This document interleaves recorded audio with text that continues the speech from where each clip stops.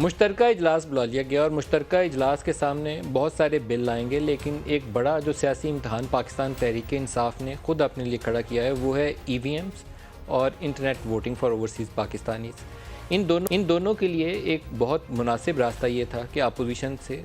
Discuss करके एक understanding develop की जाती, जो ख़दशात हैं उसको दूर करते और कंसेंसस के साथ इस इलेक्टोरल रिफॉर्म बिल को पेश करते और वह निकल जाता, कोई बहुत बड़े मसाइल ना पेश आते, जो तहफ़्फ़ुज़ात थे उसको दूर कर देते। काफ़ी हद तक सेनेट की उस कमेटी में चीज़ें राह हमवार हो भी गई थी। इंटरनेट वोटिंग और ये इलेक्ट्रॉनिक वोटिंग मशीन्स के ऊपर इत्फाक़ राय नहीं था, बाकी जो इलेक्टोरल रिफॉर्म इन्होंने तजवीज़ की थी लार्जली उसके ऊपर एक अंडरस्टैंडिंग डेवलप हो गई थी, बाकी बिलों पे भी हो जाती। लेकिन पिछले हफ्ते इजलास मुलतवी किया पाकिस्तान तहरीक इंसाफ की हुकूमत ने, ये कहकर कि अपोजिशन को इंगेज करेंगे, एक और मौका अपोजिशन को दे रहे हैं। लेकिन असल मामला ये था कि काफ लीग और MQM दोनों ने हाथ खड़े कर दिए थे कि इस इशू पे आपके साथ ख़ास तौर पर इलेक्ट्रॉनिक वोटिंग मशीन के ऊपर दोनों जमातें, और एक इशू के ऊपर काफ लीग, दोनों के ऊपर ये इलेक्ट्रॉनिक वोटिंग मशीन भी और इंटरनेट वोटिंग भी, दोनों के ऊपर उन्होंने काफ लीग ने कहा कि नहीं हम साथ नहीं दे सकते, पीछे हट गई थी। इत्तेहादी पीछे हटे तो पाकिस्तान तहरीक इंसाफ के पास तो सादा अक्सरियत है नहीं कौमी असम्बली में,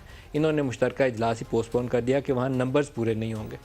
अब ताज़ा तरीन अपडेट ये है, और ये बड़े बावसूख ज़राए वो जो पार्लियामेंट के अंदर भी हैं और पार्लियामेंट के बाहर भी हैं, वो कहते हैं कि काफ लीग को भी और MQM को भी उन ज़राए से अप्रोच किया गया है जिनकी वो बात ज़्यादा आसानी से मान सकते हैं, और ये पाकिस्तान तहरीक इंसाफ के ज़राए नहीं हैं और ये पोलिटिकल वाली कॉल्स भी नहीं हैं, ये अदर बियॉन्ड पोलिटिकल कॉल्स उनको गई हैं। और वो जमातों ने अपनी पुरानी पॉलिसी जो पिछले हफ्ते तक जिसके ऊपर वो कायम थे उसको रीथिंक करते हुए दोबारा इजलास में शिरकत का फ़ैसला किया है। एक सवालिया निशान अभी बाकी है, और वो सवालिया निशान रिलेट करता है पाकिस्तान तहरीक इंसाफ के उन 15 के करीब अरकान कौमी असम्बली के हवाले से जिन्होंने सैनेट इंतखाबात के मौके के ऊपर जहांगीर तरीन से एसोसिएट किए जाते थे कि उनसे करीब लोग हैं, लेकिन यूसुफ रज़ा गिलानी को जाकर वोट किया था जिससे वो सैनेटर मुंतखब हो गए थे। क्या वो कल लोग तमाम के तमाम पाकिस्तान तहरीक इंसाफ के कहे के ऊपर जाकर इसी इशू के ऊपर वोट करेंगे या नहीं करेंगे? ये बहुत बड़ा सवालिया निशान है। इत्तेहादी जमातें गो वादे वही तो करके आएंगी कि हम आपको वोट कर रहे हैं, क्या इतनी तगड़ी कॉल्स उनको गई हुई हैं कि सारे अंदर इकट्ठे रहेंगे या 2 जाएंगे और 4 पीछे हट जाएंगे? ये भी एक सवालिया निशान है, क्योंकि वोटों का फ़र्क बहुत ज़्यादा पड़ने वाला नहीं है। अपोजिशन कंसेंसस के साथ एक ही तरफ वोट करती है या वो भी तकसीम होती है। माजी के अंदर बहुत सारे मौके के ऊपर,